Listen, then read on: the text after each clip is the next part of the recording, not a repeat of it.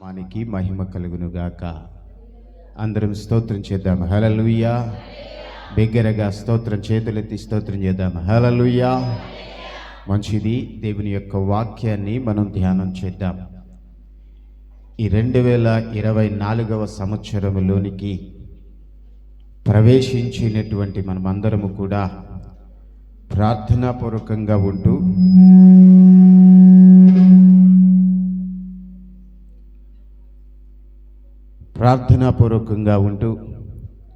మన జీవితాలను, మన ఆలోచనలను, మన పద్ధతులను మార్చుకొని ప్రభు కొరకు నిలబడేటువంటి వారముగా, ప్రభు కొరకు బ్రతకగలిగినటువంటి జీవితాన్ని మనము పొందుకొని ముందుకు కొనసాగితే మన జీవితాలు ఆశీర్వాదకరంగా మారతాయని వాక్యం స్పష్టంగా మనకు తెలియచేస్తుంది. ఈ నూతన సంవత్సరంలోనికి ఎప్పుడైనా సరే, నూతన సంవత్సరంలోనికి అడుగు పెట్టేటప్పుడు ఎవరైనా ఆలోచన చేసేది, ఎవరి మనసులో ఆలోచన అయినా ఒకటే. అదేమిటంటే, కొత్త సంవత్సరంలోనికి ప్రభు మనల్ని తీసుకుని వెళ్తున్నారు. ఈ నూతన సంవత్సరంలోనికి మనం వెళుతూ ఉన్నాం. ఆ నూతన సంవత్సరంలోనికి వెళ్ళిన మొదటి రోజు క్రొత్త బట్టలు ధరించుకోవాలి, క్రొత్త వంటలు వండుకోవాలి, ఇల్లంతా శుభ్రం చేసుకోవాలి, ఇల్లంతా నీట్గా క్రొత్తగా ఉండాలి అని ఆలోచన చేస్తారు. ఎవరైనా క్రొత్త బట్టలు లేకుండా పాత బట్టలతోనే మనం వెళ్దామని ఆలోచన, నేను ఖచ్చితంగా పాత బట్టలతోనే వెళ్ళాలి అని పట్టుబట్టి కూర్చునే వాళ్ళు ఎవరైనా ఉంటారా? ఉంటారండి? ఉంటారా? ఉంటారా? ఎవరైనా నూతన సంవత్సరంలోనికి అడుగుపెట్టే ప్రతి ఒక్కరూ వారి ఆలోచన ఎలా ఉంటుందంటే, ఆ రోజు సంవత్సరం మొదటి రోజు కనుక క్రొత్త బట్టలు వేసుకోవాలి, క్రొత్త బట్టలు వేసుకొని మందిరానికి వెళ్ళాలి, ప్రార్థనకు వెళ్ళాలి, లేదా ఫంక్షన్కి వెళ్ళాలి, పార్టీ చేసుకోవాలి, ఫ్రెండ్స్తో బయటికి వెళ్ళాలి, ఇలాంటి ఆలోచనలు ఉంటాయి. ప్రతి మానవుడు కూడా క్రొత్త సంవత్సరం, క్రొత్త బట్టలు, క్రొత్త వంటలు, కొత్త పద్ధతులు, కొత్త ఆలోచనలతోనే ఉంటాడు. కాబట్టి ఈరోజు క్రొత్త బట్టలు వేసుకోవాలన్న ఆలోచన వచ్చినటువంటి మనిషికి,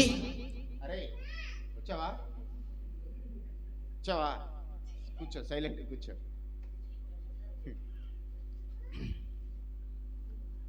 క్రొత్త బట్టలు వేసుకోవాలన్న ఆలోచన ఉన్న మనిషికి క్రొత్త మనసును సంపాదించుకోవాలి, క్రొత్త జీవితాన్ని సంపాదించుకోవాలి. పాత జీవితాన్ని వదిలిపెట్టి, పాత అలవాట్లను వదిలిపెట్టి, పాత పద్ధతులను వదిలిపెట్టి, క్రొత్త అలవాట్లతో, కొత్త పద్ధతులతో, క్రొత్త మనసుతో నూతన సంవత్సరంలోనికి అడుగు పెట్టాలి అన్న ఆలోచన ఈ రోజున మనిషికి రావడం లేదు. కానీ ఈ 2024వ సంవత్సరం మొదటి పునరుద్ధాన దినములో ప్రభు నీ జీవితాన్ని ఎలా ఉండాలని కోరుకుంటున్నాడో ఈరోజు ప్రభు మన ముందు ఉంచబోతూ ఉన్నాడు. 2023వ సంవత్సరం వరకు, లేదా ఈ క్షణం వరకు మన జీవితాలు ఎలా ఉన్నాయో, మన బ్రతుకులు, మన ఆలోచనలు ఎలా ఉన్నాయో మన కళ్ళ ముందు చూపించి, ఈ రోజు నుంచి, ఈ క్షణము నుంచి, వాక్యం విన్న దగ్గర నుండి మన బ్రతుకులు ఎలా మారి మనము ఈ స్థలం నుండి వెళ్ళాలో ప్రభు నేర్పించాలని, మీకు తెలియచేయాలని కోరుకుంటున్నాడు. అలాగూ మన జీవితాలను, బ్రతుకులను మార్చుకోవడానికై ప్రభు ఈరోజు మనందరినీ ఒక ప్రశ్న అడుగుతున్నాడు. ఆ ప్రశ్న ఏంటో చివరిలో మీకు జ్ఞాపకం చేసి నా మాటలు నేను ముగిస్తాను. నూతన సంవత్సరంలోనికి వచ్చాం, అందరం కూడా సంతోషంగా ఉన్నాం, సంబరాలు చేసుకుంటున్నాం. మనము చేసినటువంటి సంబరాలు, క్రిస్మస్ పండుగ చేశాం, నూతన సంవత్సర వేడుకలు చేశాం. ఇలా చేసినటువంటి ఈ వేడుకలు, మనము చేసినటువంటి వేడుకలు, సంబరాలు, ఆనంద కేరింతలు ఇవన్నీ కూడా మనుషులమైన మనకు సంతోషాన్ని ఇచ్చాయి, మనుషులమైనటువంటి మనకు ఆనందాన్ని ఇచ్చాయి, మనుషులమైనటువంటి మనకు గొప్ప గొప్ప కీర్తిని తీసుకొని వచ్చాయి. ఆహా, పలాని వాడు నూతన సంవత్సర ఉత్సవాలు బాగా చేశారు, పలానా వాళ్ళు పండగ బాగా చేశారని మనకు పేరు వచ్చినది. కానీ మనము చేసినటువంటి సంబరాలు, దాదాపుగా క్రైస్తవులందరూ ఈ క్రిస్మస్ నూతన సంవత్సర సమయంలో చేసినటువంటి సంబరాలలో మనందరికీ సంతోషం మిగిల్చిందేమో, కానీ దేవునికి మాత్రం దుఃఖాన్ని మిగిల్చి పెట్టిందని వాక్యం మనకు సెలవిస్తుంది. మార్పు అనేది చాలా మందికి ఇష్టం ఉండడం లేదు. అరే, ఎందుకు దేవుడు మరొక నూతన సంవత్సరం అనేటువంటి దయాకిరీటాన్ని మనకు అనుగ్రహించాడు? ఏ కారణముతో దేవుడు మనకు నూతన సంవత్సరాన్ని ఇచ్చాడు? నీవు గొప్పవాడివనా, గొప్పదానివనా? నీవు ఈ లోకములో చేయవలసినటువంటి పనులు, నీవు ఈ లోకములో పాపములో జీవిస్తూ ఉంటే నీ పాపం పరిపక్వానికి రాలేదనా దేవుడు ఇంకా నీకు సమయం ఇస్తూ ఉన్నాడు? ఎందుకు దేవుడు నీకు మరొక రోజును, మరొక నెలను, మరొక వారాన్ని, మరొక సంవత్సరాన్ని నీ జీవితంలో పొడిగించుకుంటూ పోతూ ఉన్నాడు? దేవుని యొక్క ఆలోచన మార్పు చెందాలని, మారు మనసు నీ జీవితంలోనికి రావాలి అని.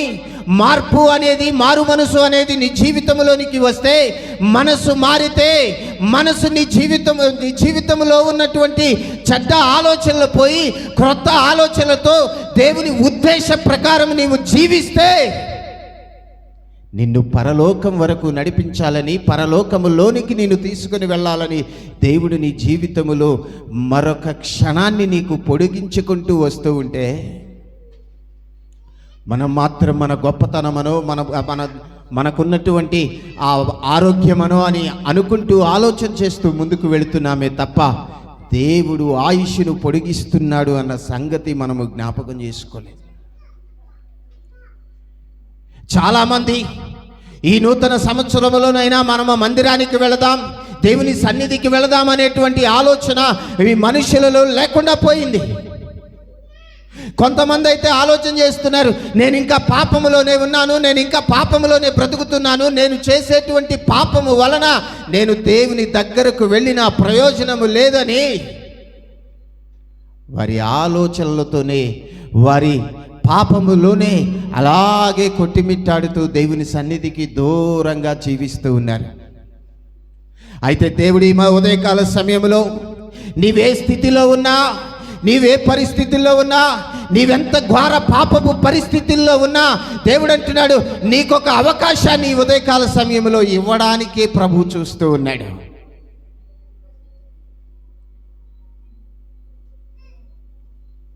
ఆలోచన చేస్తావా సహోదరి, సహోదరుడా? పరిస్థితులు ఏమీ బాగోలేదు. ఏ రోజు ఎలాగూ మారిపోతుందో, ఏ రోజు ఎలాగూ తిరుగుతుందో,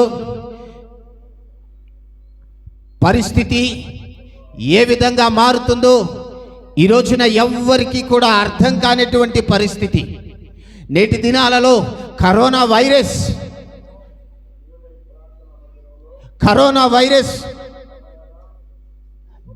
దిశలు మార్చుకొని, రూపాలు మార్చుకొని, పద్ధతులు మార్చుకొని కొత్త వేరియంట్లో వస్తుంది. ఇంతకుముందు న్యూ వేరియంట్ అంటే ఎక్కడ చూసేవాళ్ళం అంటే కారుల్లో న్యూ వేరియంట్ చూసేవాళ్ళం. కొత్త రకమైన కారు వచ్చింది, కొత్త రకమైన బైక్ వచ్చింది, కొత్త రకమైనటువంటి వస్తువులు వచ్చాయి. కారుల్లోనూ బైకుల్లోనూ కొత్త కొత్త వస్తువుల్లోనూ న్యూ వేరియంట్ అని ప్రతి సంవత్సరం మాట్లాడుకుంటూ వచ్చేవాళ్ళు.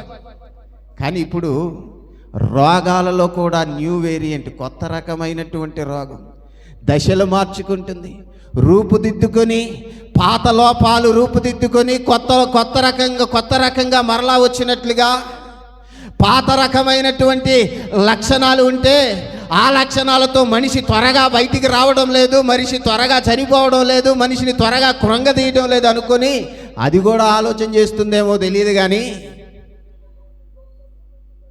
క్రొత్త మార్పు చెందినటువంటి రూపం మార్చుకున్నటువంటి ఈ లక్షణాలు మార్చుకున్నటువంటి కరోనా కూడా తొందరగా మనిషిని తీసుకొని పోయే పరిస్థితుల్లోనే ఆలోచన చేస్తుంది. అది కూడా ఇలాంటి పరిస్థితుల్లో ఉన్నటువంటి మనం, బహుభయంకరమైనటువంటి పరిస్థితుల్లో ఉన్నటువంటి మనం ఎక్కడికి వెళ్ళాలి?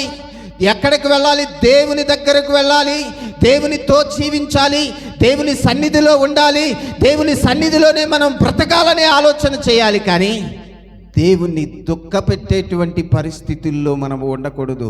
దేవుణ్ణి కష్టములోనికి తీసుకుని వెళ్ళే పరిస్థితుల్లో మనం ఉండకూడదని వాక్యం మనకు స్పష్టంగా తెలియచేస్తుంది. మనం మనుషులం, మనకంటూ ఒక ఆలోచనలు ఉన్నాయి, మనకంటూ ఒక ఫీలింగ్స్ ఉన్నాయి, మనకంటూ బాధ వస్తుంది, మనకంటూ కష్టం వస్తుంది, మనకంటూ సంతోషం వస్తుంది, మనకంటూ దుఃఖం వస్తుంది, మనకంటూ ఏడుపు వస్తుంది. అలాంటి పరిస్థితే దేవునికి కూడా ఉంటుంది అన్న సంగతి మనము జ్ఞాపకం చేసుకోవాలి. ఈ ఉదయకాల సమయంలో మనుషుల పరిస్థితిని చూస్తే ఎక్కడ చూసినా గర్వం, ఎక్కడ చూసినా సరే మనుషులు అహంకారంతో నిండిపోయి వారి ఇష్టానుసారంగా బ్రతుకుతూ ఉంటే వారి జీవితాలను, వారి బ్రతుకులను, వారి ఆలోచనలు, వారి పద్ధతులను చూసినటువంటి దేవుడు ఎంత బాధపడుతున్నాడో పరిశుద్ధ గ్రంథములో ఒక మాట చదువుకొని ముందుకు వెళ్దాం. ఇర్మియా గ్రంథం 13వ అధ్యాయం. ఇర్మియా గ్రంథం 13వ అధ్యాయం 17వ వచనాన్ని మనం ఒకసారి చూద్దాం. చూడండి, ఇర్మియా గ్రంథం 13వ అధ్యాయం. అయినను మీరు ఆ మాట విననొల్లని ఎడల, ఏ మాట దేవుడు ఏ మాట మాట్లాడుతున్నాడు? యూదా వారి గర్వము గురించి మాట్లాడుతూ ఉన్నాడు.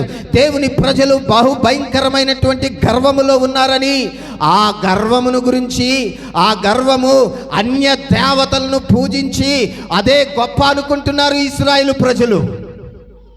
దేవుని ప్రజలు పాపములో ఉండి, దేవుని ప్రజలు దేవునికి దూరంగా ఉండి, దేవుని ప్రజలు దేవుడు లేనటువంటి బ్రతుకుతూ అదే గొప్ప అనుకుంటున్నారు, అదే చాలా ఆనందం అనుకుంటున్నారు. అలా జీవిస్తున్నటువంటి వారిని చూసి వారికి తెలియచేసినటువంటి దేవుడు అంటున్నాడు, అయినను మీరు ఆ మాటను విననొల్లని ఎడలా మీ గర్వమును బట్టి నేను దేవుడు అంటున్నాడు, మీ పద్ధతిని బట్టి, మీ ఆలోచన బట్టి, మీ జీవిత విధానాన్ని బట్టి నేను చాటునా ఏం చేస్తున్నాడట? ఎవరు ఏడుస్తున్నారు? దేవుణ్ణి కూడా ఏడిపించేటువంటి పరిస్థితుల్లోనికి మానవుడు వచ్చేసాడు. యెహోవా మంద చెరపట్టబడినందున. యెహోవా మందంటే ఎవరు? మనము సాతాను చేతిలో చెరపట్టబడినందున, దేవునికి దూరంగా బ్రతుకుతున్నందున, దేవుని లేనటువంటి బ్రతుకుతున్నందున దేవుడు అంటున్నాడు, చెరపట్టబడినందున నా నేత్రములు బహుగా వలపోయుచు కన్నీరు విడుచుచుండును. దేవునికి ఏడ్పు, కన్నీరు మిగిలిపోయింది. ఆ కన్నీటిని తొలగించడానికి సిద్ధంగా ఉన్నవా సహోదరి, సహోదరుడా? ఈరోజు ఒక తండ్రి తన పిల్లలు చెడిపోతూ ఉంటే, తన పిల్లలు మాట వినకుండా ఉంటే ఆ తండ్రి ఎంత కుమిలిపోతాడో, ఎంత నలిగిపోతాడో. ఒక శరీరానుసారమైనటువంటి తండ్రిగా, ఒక శరీరానుసారమైనటువంటి తల్లిగా, ఒక కుటుంబాన్ని నడిపించే యోధులుగా మనకే అంత బాధ ఉంటే, పరలోకపు తండ్రి నిన్ను తన రూపములో, తన స్వరూపమందు నిన్ను సృజించినటువంటి ఆ తండ్రి ఇంకెంత బాధపడాలి ఆలోచిస్తావా? ఈరోజు ఆయన పరిస్థితి నిన్ను చూస్తే ఎలా ఉందో ఆలోచిస్తావా? దేవుడు గొప్ప అధికారాన్నిచ్చి, గొప్ప మనసునిచ్చి, గొప్ప జీవితాన్నిచ్చి, ఉన్నతమైనటువంటి స్థితిలో ప్రభువు మనల్ని పెడుతూ ఉంటే, మనుషులు మాత్రం దేవునికి వ్యతిరేకించి దేవునికి దూరంగా బ్రతుకుతూ ఉన్నారు, దేవునికి అవిధేయులుగా బ్రతుకుతూ ఉన్నారు. పరిశుద్ధ గ్రంథములో పాపములో జీవించి, పాపములో బ్రతికి, పాపములోనే ఉండి, పాపములో ఉన్నటువంటి ఆ మనుష్యుడు మనసు మార్చుకుంటే దేవుడు ఎలాంటి ఆధిక్యతను ప్రభు ఇచ్చాడో ఈరోజు ఒక వ్యక్తిని మీకు జ్ఞాపకం చేసి నా మాటలు నేను ముగింపులోనికి తీసుకొని వస్తాను. ఇశ్రాయేలు ప్రజలు రెండుగా చీలిపోయారు, రెండు రాజ్యములుగా చీలిపోయారు. ఆ రెండు రాజ్యములుగా చీలిపోయినటువంటి వారిలో ఒక రాజ్యానికి రాజుగా ఉన్నాడు మనష్షే అనేటువంటి ఒక ఆయన. మనష్షే ఇశ్రాయేలు ప్రజలను పరిపాలన చేస్తూ ఉన్నాడు. ఇశ్రాయేలును పరిపాలన చేస్తూ యెరూషలేములో దాదాపుగా 55 సంవత్సరాలు, 12 సంవత్సరాల ప్రాయములో ఇశ్రాయేలు ప్రజలకు, ఇశ్రాయేలు దేశానికి, ఇశ్రాయేలు జాతికి రాజుగా నియమించబడినటువంటి మనష్షే 55 సంవత్సరాలు అంటే అతనికి 77 సంవత్సరాలు వచ్చేంత వరకు, 67 సంవత్సరాలు వచ్చేంత వరకు కూడా ఇశ్రాయేలును పరిపాలించుకుంటూ వచ్చాడు. అలా ఇశ్రాయేలును పరిపాలిస్తున్నటువంటి ఆ మనష్షే తన తండ్రి హిజ్కియా మరణించిన తరువాత మనష్షే దేవుని ప్రజలకు రాజుగా నియమించబడ్డాడు. దేవుని ప్రజలకు రాజుగా నియమించబడినటువంటి ఈ మనష్షే దేవుని ప్రజలను, అతను తప్పిపోయినది కాకుండా దేవుని ప్రజలను కూడా తప్పుదోవ పట్టించాడు. దేవుని ప్రజలు కూడా దేవునికి వ్యతిరేకంగా ఉండేటట్లుగా చేశాడు. దేవుని ప్రజలు కూడా అన్య దేవతలకు ఆరాధన చేసేటువంటి వారిగా, విగ్రహారాధికులుగా మార్చివేశాడు. అలాగూ మనష్షే దేవుని సన్నిధికి ఎలాంటి పరిస్థితుల్లో కనబడుతూ ఉన్నాడో ఒకసారి రాజుల రెండవ గ్రంథం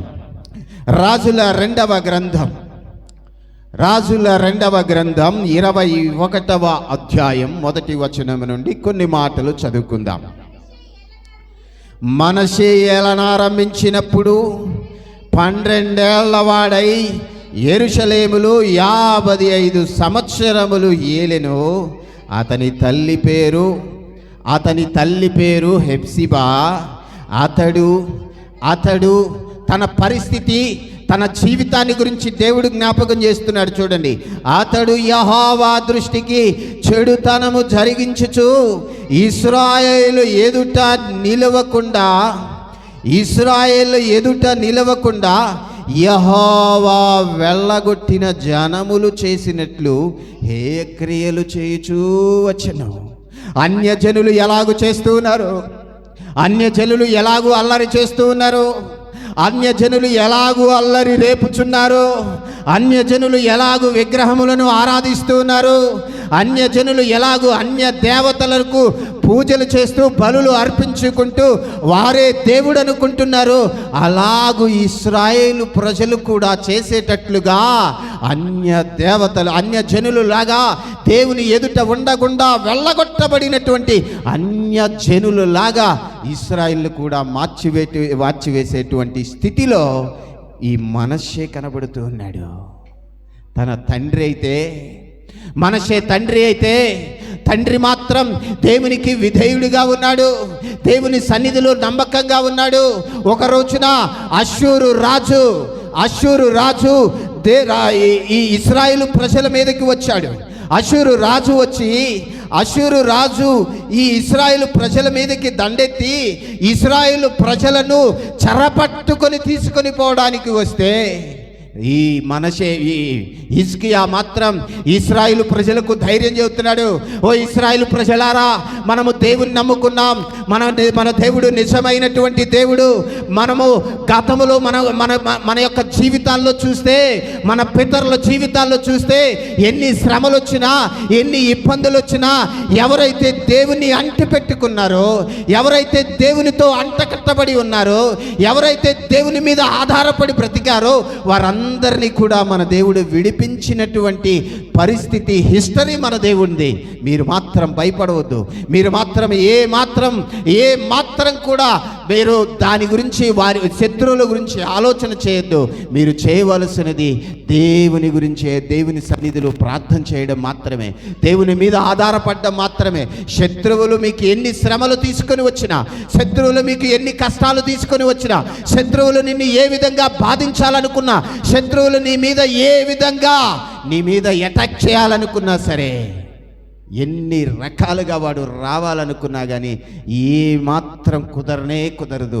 జీవము కలిగినటువంటి దేవుడు మనకున్నాడు, ఆయన మీద మీరు ఆధారపడండి. హిజ్కియా తెలియచేస్తూ ఉన్నాడు, తన ప్రజలకు, తను పరిపాలిస్తున్నటువంటి దేవుని ప్రజలకు హిజ్కియా తెలియచేస్తున్నాడు, మనము దేవుని మీద ఆధారపడండి. దేవుని సన్నిధిలో ప్రార్థిస్తున్నాడు హిజ్కియా. దేవుని సన్నిధిలో హిజ్కియా ప్రార్థిస్తుంటే దేవుడు మాట్లాడుతున్నాడు హిజ్కియాతో, హిజ్కియా, వారు ఎంత బలమైనటువంటి వారైనా సరే, వారెంత గొప్పవారైనా సరే, వారి సైన్యం ఇశ్రాయేలు ప్రాంతాన్ని, ఇశ్రాయేలు పట్టణాన్ని ముట్టడించిన ఇశ్రాయేలు ప్రజలందరూ కూడా భయపడవలసినటువంటి అవసరం ఏమీ లేదు. ఒక్క బాణము కూడా వాడు వదలలేడు, ఒక్క బాణము కూడా మీ మీదకి రాదు. నాది పూజి. దేవుడు మాట్లాడుతున్నాడు, నీవు నా మీద ఆధారపడ్డావు హిజ్కియా, నీ ప్రజలు నా మీద ఆధారపడ్డారు, వారు నా ప్రజలు, వారిని రక్షించాల్సిన బాధ్యత నా మీద ఉంది. కాబట్టి ఆ శత్రువు ఎంతటి వాడైనా ఒక్క బాణము కూడా మీ ప్రజల మీదకి, నీ దేశం మీదకి రాదు. నేను అభయం ఇస్తున్నానని ఆ రాత్రి దేవుడు అభయం ఇచ్చి ఒక దూతకు ఆజ్ఞ జారీ చేశాడు. ఒక దూతకు ఆజ్ఞ జారీ చేశాడు. ఆ దూత ఆ రాత్రి వెళ్ళి అష్షూరీయులను ఎంతమందిని హతం చేసిందో ఒకసారి చూద్దాం. చూడండి, రాజుల 2వ గ్రంథం 19వ అధ్యాయం 35వ వచనం. రాజుల 2వ గ్రంథం 19వ అధ్యాయం 35వ వచనం. ఆ రాత్రియే యెహోవా దూత బయలుదేరి అష్షూరు వారి దండు పేటలో చొచ్చి 185,000 మందిని హతం చేసింది. ఒక దూత వచ్చి ఎంతమందిని హతం చేసింది? 185,000 మందిని హతం చేసింది. ఒక్క దూతకు ఉన్నటువంటి ఒక రాత్రి, ఒక దూత నైట్ డ్యూటీ చేస్తే ఎంతమందిని హతం చేసింది? 185,000 మందిని హతం చేసింది. కానీ ప్రతిరోజు మనం చేసేటువంటి ప్రార్థనలో ఒక విచిత్రం కనబడుతుంది. ఒక్క దూత వచ్చి ఒక రాత్రి, ఒక నైట్ డ్యూటీ చేస్తే 185,000 మందిని చంపితే, మనం చేసే ప్రార్థన ప్రతిరోజు రాత్రి పడుకునేటప్పుడు ఏమని ప్రార్థన చేస్తారు? ఏమని ప్రార్థన చేస్తారు చెప్పండి? ప్రభువా, ప్రభువా, ప్రభువా, పగలంతా కాపాడావు, రాత్రంతా కాపాడు ప్రభువా, కాపాడు. ఎలా కాపాడాలి? నా మంచం చుట్టూ ఎవరు రావాలి? ఎవరు రావాలి? దూతలు, నీ బంగారు దూతలను కావలి ఉంచు. దూత కాదు, దూతలు కావాలి. ఒక్క దూత నైట్ డ్యూటీ చేస్తే 185,000 చంపింది. ఇప్పుడు నిన్ను ఒక్కదాన్ని కాపాడడానికి, నిన్నొక్కడిని కాపాడడానికి దూతలు కావాలి. ఎక్కడ? మంచం చుట్టూ దూతలు కావాలి. ఇంకా పనేమి లేదు దేవుడికి, నీ ఒక్కదాన్ని కాపాడడాన్ని, నీ ఒక్కడిని కాపాడటమే ఆయన పని. ఆలోచన చేస్తావా? దేవుడు ఆజ్ఞ మాట మాత్రము సెలవిస్తే, దేవుడు మాట మాత్రము తన నోటి నుండి బయటకు తీసుకొని వస్తే, ఆ మాటకున్నటువంటి విలువ ఈ లోకములో మరి దేనికి లేదన్న సంగతి జ్ఞాపకం చేసుకోండి.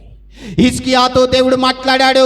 హిజ్కియాతో దేవుడు చెప్పాడు, ఒక్కరోజు మీరు వేచి ఉండండి, ఒక్క బాణమైనా మీ మీదకి రాదు. వారు 24 గంటల్లో ఈ స్థలాన్ని విడిచి వెళ్ళిపోతారు. ఇక్కడ ఉండనని దేవుడు హిజ్కియాతో మాట్లాడాడు. అదే మాట మీద నిలబడ్డాడు, అదే మాట మీద నమ్మకం ఉంచాడు. ఉదయం లేచేసరికి శవాల దెబ్బగా అష్షూరు సైన్యాధిపతులందరూ కనబడినట్లుగా మనం పరిశుద్ధ గ్రంథములో మనం చూస్తూ ఉన్నాం. అంతటి నమ్మకస్తుడు, అంతటి విధేయుడు, అంతటి గొప్పవానికి పుట్టినటువంటి మనష్షే మాత్రం యెహోవా మందిరములో అన్య దేవతలకు బలిపీఠము కట్టించేసి యెహోవా బలిపీఠమును ప్రక్కకు నెట్టి అన్య దేవతలకు బయలుకు బలిపీఠము కట్టించి యెహోవా మందిరములోనే విగ్రహారాధన ప్రారంభించాడు. చూడండి, తన తండ్రి అయిన హిజ్కియా పడగొట్టిన ఉన్నత స్థలములను 21వ అధ్యాయం 3వ వచనం చదువుతున్నాను. తన తండ్రి అయిన హిజ్కియా పడగొట్టిన ఉన్నత స్థలములను అతడు తిరిగి కట్టించి బయలు దేవతకు బలిపీఠము కట్టించి ఇశ్రాయేలు రాజైన ఆహాబు చేసినట్లు దేవతా స్తంభములను చేయించి నక్షత్రములకు మొక్కి వాటిని పూజించుచుండెను. మరియు నా నామము ఉంచుదునని యెహోవా సెలవిచ్చిన యెరూషలేములో అతడు యెహోవా మందిరమునందు అన్యజనులకు అన్య దేవతలకు అనగా బయలుకు బలిపీఠము కట్టించి విగ్రహారాధన మందిరములోనికి తీసుకుని వచ్చాడు. సపోజ్ ఈ మందిరములోనే ఏదైనా ఒక దేవుడు ఒక బొమ్మను తీసుకొచ్చి పెట్టి ఈ బొమ్మకు పూజించండి అంటే ఎలా ఉంటుంది ఎదుటివాడికి? పోనీ ప్రార్థనకు వచ్చే మనకెట్టుంటుంది? దేవుని నమ్ముకున్న మనకెలా ఉంటుంది? అంటే దేవునికి మనకు ఎంత దూరంగా ఉంటేనే మనకి అలా అనిపిస్తే ఆ రోజున ఇశ్రాయేలు ప్రజల యొక్క పరిస్థితి ఎలా ఉండుంటుంది?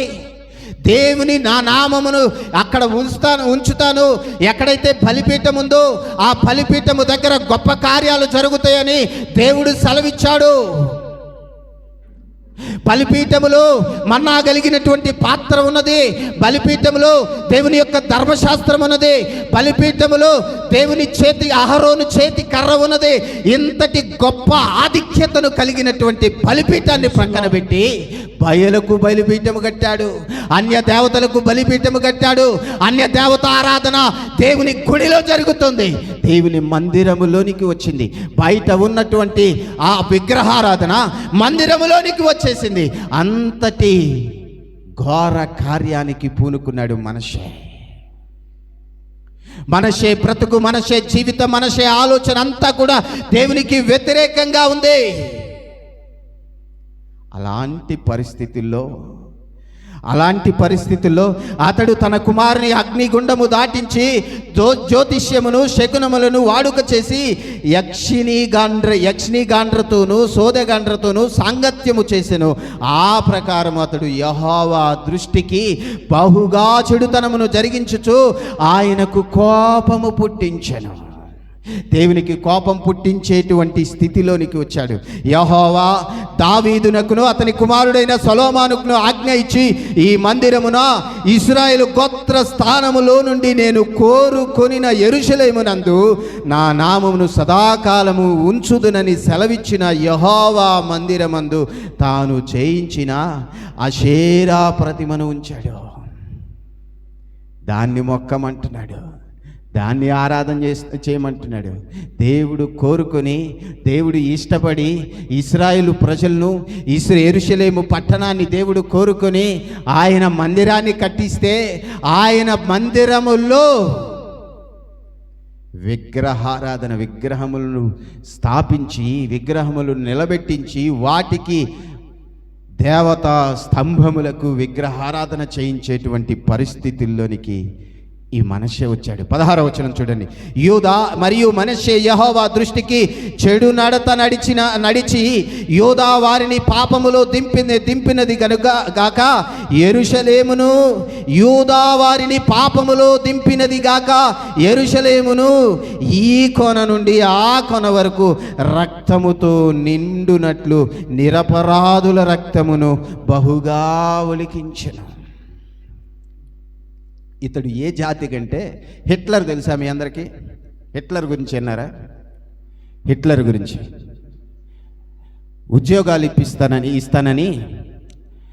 ఉద్యోగం ఇస్తానని అందరిని పిలిపించి ఒక గదిలో పెట్టి విషవాయువుని ప్రయోగించి వాళ్ళందరినీ కూడా ఆశతో వచ్చినటువంటి వారందరినీ కూడా విషవాయువు చేత చంపించాడు హిట్లర్.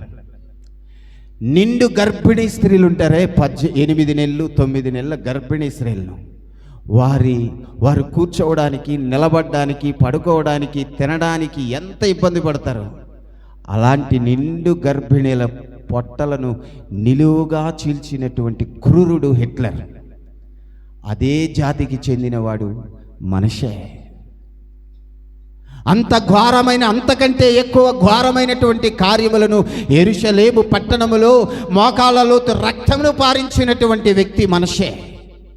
పరిశుద్ధుల రక్తమును ఎవరైతే దేవునికి నమ్మకంగా ఉంటారో ఆ యెరూషలేములో, ఆ దేవాలయములో ఆయన మనషే నిలబెట్టినటువంటి అన్య దేవతా స్తంభములను, ఆయన కట్టించినటువంటి ఆ బలిపీఠమునకు, ఆయన పెట్టినటువంటి అషేరు విగ్రహములకు పూజించినటువంటి వారిని, ఆ నిరపరాధులను ఆయన చంపించేసేటువంటి పరిస్థితుల్లోనికి వచ్చేసాడు మనషే. ఆయనలాగా చెడిపోకపోతే, ఆయనలాగా భ్రష్టు పట్టకపోతే, ఆయనకు లాగా దేవునికి కోపం పుట్టించకపోతే, ఎవరైతే దేవునికి నమ్మకంగా ఉంటున్నారో వారందరినీ చంపించేటువంటి స్థితిలోనికి వెళ్ళాడు మనషే. అలాంటి పరిస్థితుల్లో ఉన్నటువంటి మనషేను చూసి చూసి చూసి చూసి దేవుడు ఇంకా చూడలేక చివరిగా ఒక అవకాశం ఇచ్చి చూద్దామని చెప్పి మనషేను శత్రు రాజుల చేతికి అప్పగించేటువంటి స్థితిలోనికి వెళ్ళాడు. ఇశ్రాయేలు మాట వినకపోతే, ఇశ్రాయేలు దేవుని మాటను లెక్క చేయకపోతే, దేవుడు చేసి ఏ పని అయితే ఆది నుంచి చేసుకుంటూ వచ్చాడో అదే పనిని ఈ మనషేకు దేవుడు చేసుకుంటూ వస్తున్నాడు. శత్రురాజుల చేతికి అప్పగిస్తున్నాడు. చూడండి, దినవృత్తాంతాల 2వ గ్రంథం 33వ అధ్యాయం 10వ వచనం. 33వ అధ్యాయం 10వ వచనం. యెహోవా మనషేకును అతని జనులకును వర్తమానములు పంపినను వారు చెవియొగ్గకపోయిరి. అనేక మార్లు దేవుడు హెచ్చరించాడు, మనషే ఇది మంచిది కాదయ్యా, నీవు పద్ధతి మార్చుకోవాలయ్యా మనషే. అనేక మార్లు దేవుడు వర్తమానం పంపించాడు. మార్పు చెందవలసినటువంటి అవసరం ఉంది. మరణము నుండి తప్పించబడాలి అంటే, మరణము నుండి నీవు తప్పించబడాలి అంటే మార్పు చెందాల్సినటువంటి అవసరం ఉంది. ఆ మార్పు చెందడం కోసం, మరణము నుండి మనషేను తప్పించడం కోసం దేవుడు అనేక ప్రయత్నాలు చేశాడు. అదే చెప్తున్నాడు, యెహోవా మనషేకును అతని జనులకును వర్తమానము పంపినను వారు చెవియొగ్గక పోయిరి. ఈరోజు మన పరిస్థితి కూడా అదే కదా. 2023వ సంవత్సరంలో నుండి 2024వ సంవత్సరంలోనికి అడుగు పెట్టినటువంటి మన పరిస్థితి కూడా అదే కదా. ఆలోచన చేస్తావా? దేవుడు ఎన్నిసార్లు మనకు జ్ఞాపకం చేస్తున్నాడు, ఎన్ని రకాలుగా దేవుడు మనకు తెలియజేస్తున్నాడమ్మా. మన జీవితాలు మార్చుకోవాలి, మన బ్రతుకులు మార్చుకోవాలి, మన పద్ధతులు మార్చుకోవాలి, మన ఆలోచనలు మార్చుకోవాలి, మన ప్రభు సన్నిధిలో ఉండాలి, పాపాన్ని విడిచిపెట్టాలి, పాపమునకు దూరంగా ఉండాలి, దేవునికి దగ్గరగా రావాలి, దేవుని సన్నిధిలో మార్పు చెందాలి, మారు మనసు పొందాలి. ఆ మారు మనసుతో ప్రభు సన్నిధిలో ముందుకు కొనసాగాలని దేవుడు ఎన్నిసార్లు మనకు జ్ఞాపకం చేసుకుంటూ వస్తున్నాడు. ఒక్కసారైనా లోబడ్డావా? ఒక్కసారైనా దేవుని మాటకు విధేయురాలు అయ్యావా? విధేయుడు అయ్యావా? ఎన్నోసార్లు మార్పు చెందు మార్పు చెందు మార్పు చెందు అని బ్రతుకును మార్చుకో, పాపమును విడిచిపెట్టని ఎన్నోసార్లు దేవుడు మాట్లాడుతూ ఉన్నాడే. మనము బ్రతికినది, మనము పుట్టినది మొదలుకొని, మన జన్మ మొదలుకొని, మనకు ఊహ తెలిసిన దగ్గర నుండి ఎన్నో రకాలుగా మనము దేవుని మాట వింటున్నాం. కానీ మన జీవితాలు మాత్రం మార్చుకోలేనటువంటి పరిస్థితుల్లో ఉన్నాం. కానీ చివరి అవకాశం మనషే దగ్గరకు వచ్చేసరికి మనషే జీవితం ఎలాగూ మారిందో చూడండి. కాబట్టి యెహోవా అష్షూరు రాజు యొక్క సైన్యాధిపతులను వారి మీదకి రప్పించెను. మనషే తప్పించుకొని పోకుండా వారు అతని పట్టుకొని గొలుసులతో బంధించి అతని బబులోనుకు తీసుకొని పోయిరి. ఎక్కడికి తీసుకెళ్లారు? చెరపట్టుకుని ఆడకు తీసుకెళ్లారు. ఇప్పుడు శత్రు రాజులు ఒకప్పుడు తన తండ్రి అయినటువంటి హిజ్కియా మీదకి ఏ రాజైతే, ఏ దేశ శత్రువుల సైన్యం అయితే వచ్చిందో ఆ శత్రు సైన్యము నుండి దేవుని దూతను పంపి 185,000 మట్టు పెట్టి పంపించిందో అదే దేశపు ప్రజలు, అదే రాజు యొక్క సైన్యాధిపతులు ఈ కుమారుడైనటువంటి మనషేను పట్టుకొని ఇప్పుడు ఎక్కడికి తీసుకెళ్లారు? బబులోనుకు తీసుకొని వెళ్ళిపోయారు.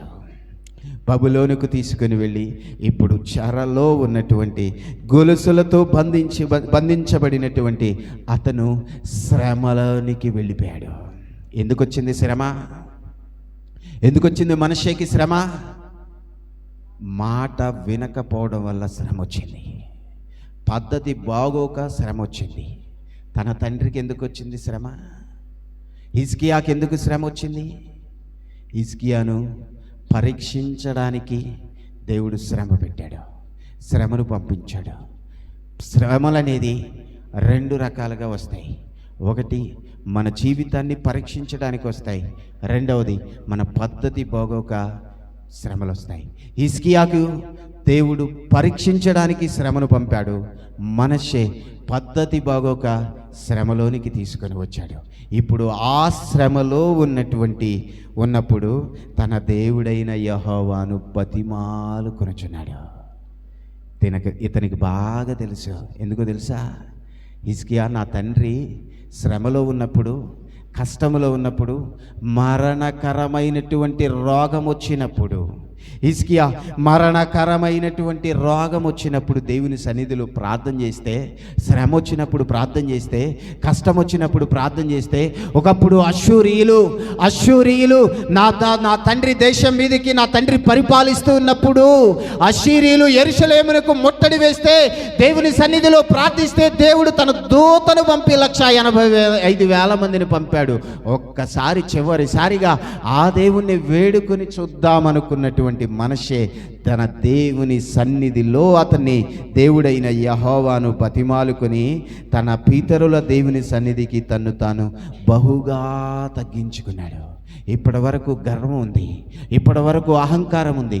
ఆ గర్వము అహంకారము దేవుణ్ణి ఏడ్పించింది.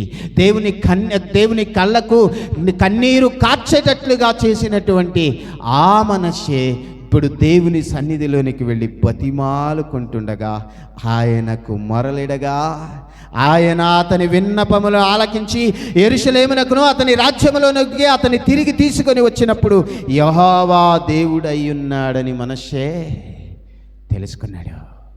పాత విగ్రహములన్నిటినీ ఆయన నిలబెట్టించినటువంటి, ఆయన చేయించినటువంటి బలిపీఠమును పక్కకు నెట్టివించి తీసివేసి, విగ్రహాలను తీసివేసి ఇప్పుడు దేవుని కొరకు బలిపీఠము కట్టించి దేవుని కొరకు జీవించడం ప్రారంభించాడు.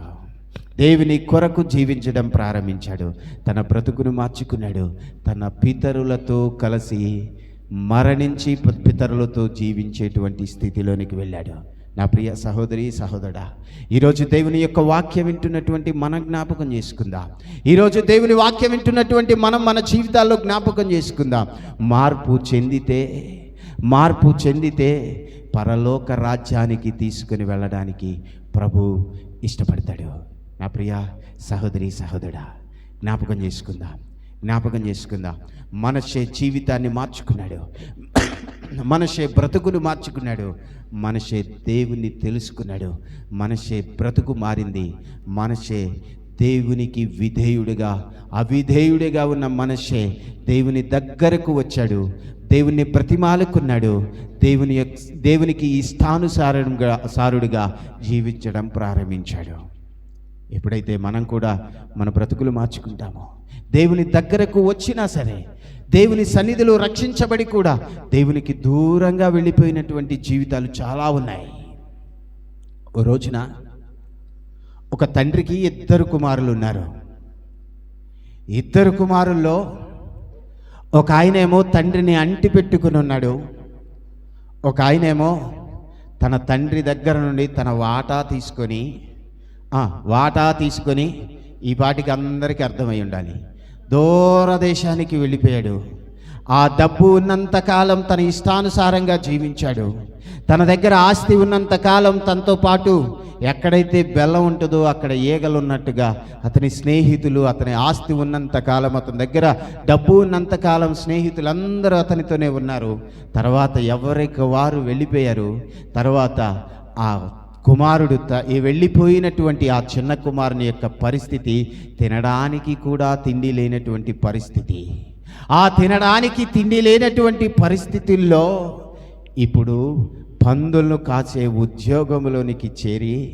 అక్కడ కూడా సరిగా ఆహారం దొరక్క, తినడానికి తిండి లేక అప్పుడు జ్ఞాపకం చేసుకుంటున్నాడు, నా తండ్రి ఇంట అనేక మంది పనివారున్నారు, నేను దూరంగా వచ్చి ఇలా బ్రతుకుతున్నాను, నా తండ్రి ఇంట అనేక మంది పనివారున్నారు, వారికి నా తండ్రి ఏ రోజు ఆహారమును కొదువు చేయలేదు, నా తండ్రి వారిని చక్కగా చూసుకుంటున్నాడు.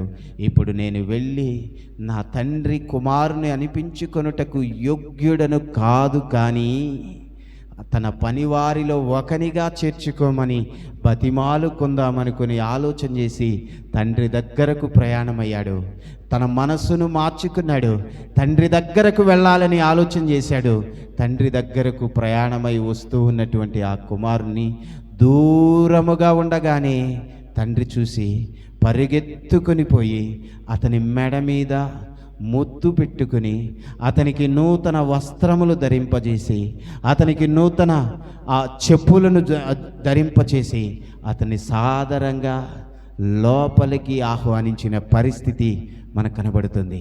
నా ప్రియ సహోదరి సహోదరుడా, ఈరోజు నీవు దేవునికి దూరంగా బ్రతుకుతున్నా, దేవుని సన్నిధి విడిచిపెట్టి బ్రతుకుతున్నా, దేవుని సన్నిధికి రాకుండా బ్రతుకుతున్నా, ఏదో నామకార్థమైనటువంటి పరిస్థితిని నీవు బ్రతుకుతున్నప్పటికీ ఇప్పుడు ఆ కుమారుడు, తప్పిపోయినటువంటి ఆ కుమారుడు తండ్రి దగ్గరకు వెళ్ళాలన్న ఆలోచన మనస్సు మార్చుకున్నాడు. అలాగూ నీవు కూడా మరలా నేను బ్రతుకు మార్చుకోవాలి, తండ్రి దగ్గరకు రావాలి, తండ్రి దగ్గరకు వెళ్ళాలి అనేటువంటి ఆలోచన నీలో వస్తే చాలు, ప్రభు నిన్ను ఎదుర్కొనడానికి సిద్ధంగా ఉన్నాడు. అలా ఎదుర్కోవడానికి సిద్ధంగా ఉన్నటువంటి ఆ ప్రభు ఈ ఉదయకాల సమయం 2024వ సంవత్సరం నీకు ఇచ్చినటువంటి ఆ ప్రభు నిన్ను ఒకే ఒక కోరిక కోరుకుంటున్నాడు. ఆ కోరిక ఏంటో మీకు జ్ఞాపకం చేసి ఆ కోరిక తీర్చడానికి మీరు సిద్ధపడి ఈ స్థలం నుండి వెళ్ళాలని కోరుకుంటున్నాను. కాబట్టి ఆ ప్రశ్న ఆయన దేవుడు మన దగ్గర నుండి కోరుకుంటున్న ఆ ఏకైక ఆ విషయం ఏంటో మీకు జ్ఞాపకం చేస్తాను. చూడండి, మీకా గ్రంథం 6వ అధ్యాయం, మీకా గ్రంథం 6వ అధ్యాయం, మీకా గ్రంథం 6వ అధ్యాయం 8వ వచనం, 8వ వచనం, మీకా గ్రంథం 6వ అధ్యాయం 8వ వచనం. మనుషుడా, ఏది ఉత్తమమో అది మీకు తెలియజేయబడి ఉంది. ఆగ దేవుడు అంటున్నాడు, ఏది ఉత్తమమో అది మీకు తెలియచేయబడి ఉన్నది. ఏం ఉత్తమం మనకి? ఏం ఉత్తమం? మనషే ఎలాగూ తన జీవితాన్ని మార్చుకున్నాడో, మనషే తన పాప పరిస్థితిని ఎలాగూ విడిచిపెట్టాడో అలాగూ విడిచిపెట్టడం ఉత్తమం. తండ్రి దగ్గర నుండి దూరంగా వెళ్ళిపోయినటువంటి కుమారుడు తన మనసు మార్చుకొని మరలా తండ్రితో కలిసి జీవించాలి, తండ్రి దగ్గర ఉండాలి, తండ్రితో సహవాసం కావాలని ఆలోచన చేసి మరలా తండ్రి దగ్గరకు తిరిగి వచ్చాడే, అది ఉత్తమం, అది ఉత్తమం. అందుకే దేవుడు అంటున్నాడు, ఏది ఉత్తమమో అది మీకు ఇప్పుడు తెలియచేయబడింది. న్యాయముగా నడుచుకొనుటయు, కనికరమును ప్రేమించుటయు, దీన మనస్సు కలిగి నీ దేవుని ఎదుట ప్రవర్తించుటయు ఇదే కదా. ఎవరు అడుగుతున్నారు? ఏమని అడుగుతున్నాడు నిన్ను దేవుడు? యెహోవా నిన్ను అడుగుచున్న మాట ఏంటి? న్యాయముగా నడుచుకొనుటూ, కనికరమును ప్రేమించుచు, దీన మనస్సు కలిగి దేవుని ఎదుట ఉండమని, దేవుని సన్నిధిలో ఉండమని, దేవుని కొరకు బ్రతకమనే కదా దేవుడు నిన్ను అడుగుతుంది. నిన్ను కష్టపడమంటున్నాడా? బరువులు మోయమంటున్నాడా? నీ చెమటోర్చమంటున్నాడా? నీవు కష్టపడినటువంటి కష్టార్జితం అంతా తీసుకొచ్చి నా సన్నిధిలో కొమ్మరించమంటున్నాడా? నీవు రేయింబగలు చెమటోర్చాలని దేవుడు ఏమన్నా మాట్లాడుతున్నాడా? లేదే. దేవుడు ఏమడుగుతున్నాడు? ఇదే కదా దేవుడు అడుగుతుంది. కనికరాన్ని ప్రేమించమంటున్నాడు, దీన మనసు కలిగి ఉండమంటున్నాడు, దేవుని సన్నిధిలో బ్రతకమంటున్నాడు, దేవుని కొరకు బ్రతకమంటున్నాడు. ఇదే కదా దేవుడు నిన్ను అడుగుతుంది. దేవుడు అడిగినటువంటి నీ కొరకు, నీవు పుట్టినది మొదలుకొని నేటి వరకు నీ కొరకు అన్నీ చేస్తున్నటువంటి దేవుడు అడుగుతున్నటువంటి ఒకే ఒక పనిని ఈరోజు చేయడానికి పూనుకుంటావా? చేయాలని తీర్మానం తీసుకుంటావా? నీ బ్రతుకులు మనష్షే వలె గొప్ప ఉన్నత స్థితికి వెళతాయి. నీ బ్రతుకులు తప్పిపోయిన కుమారుని ముద్దు పెట్టుకున్నట్లుగా దేవుడు నిన్ను ముద్దు పెట్టుకోవడానికి ఇష్టపడుతున్నాడు. కనుక దేవుడు అడిగినటువంటి ఆ ఒక్క పని మనము చేయడానికి తీర్మానం చేసుకుని ఈ స్థలం నుండి వెళ్దాం. దేవుడి మాటలు తన వెనికిడిలో దీవించి ఆశీర్వదించి ఈ 2024వ సంవత్సరం మనందరి జీవితాలకు ఆనందముగా, ఆశీర్వాదముగా, ఆరోగ్యముగా నింపును గాక. ఆమేన్. తలలు వంచండి, ప్రార్థన చేసుకుందాం. తలలు వంచండి, ప్రార్థన చేసుకుందాం. ప్రభువా నీకు వందనాలు, ప్రభువా నీకు స్తోత్రాలు. ప్రభువా ఈ ఉదయకాల సమయం మీరు మమ్మల్ని అడిగినటువంటిది, మీరు మమ్మల్ని అడిగినటువంటి దీన మనసు కలిగి జీవించడం, కనికరమును ప్రేమించడం, దేవుని సన్నిధిలో బ్రతకడం మేము నేర్చుకున్నామయ్యా. అలాగూ బ్రతకడానికి సిద్ధపడ్డాం ప్రభువా. అలాగూ బ్రతకాలని ఆలోచనలో ఉన్నాం ప్రభువా. మా జీవితాలను మార్చవా, మా బ్రతుకులను మార్చవా. తప్పిపోయినటువంటి కుమారుడు నీ దగ్గరకు వస్తే ఎలాగైతే పరుగెత్తుకుంటూ పోయి అతని ఎదుర్కొని, అతని మెడ మీద ముద్దు పెట్టుకుని, అతని కౌగిలించుకొని, అతని ఎలాగూ ఇంటిలోనికి చేర్చుకున్నావో, పాపములో బ్రతుకుతున్నటువంటి మమ్మల్ని కూడా నీ సన్నిధిలో బ్రతికినట్లుగా మా జీవితాలను మార్చు ప్రభు అని తీర్మానం చేసుకుందాం, ప్రార్థన చేసుకుందాం. నా ప్రియ సహోదరి సహోదరుడా ప్రార్థన చేద్దాం. దేవానికి స్తోత్ర.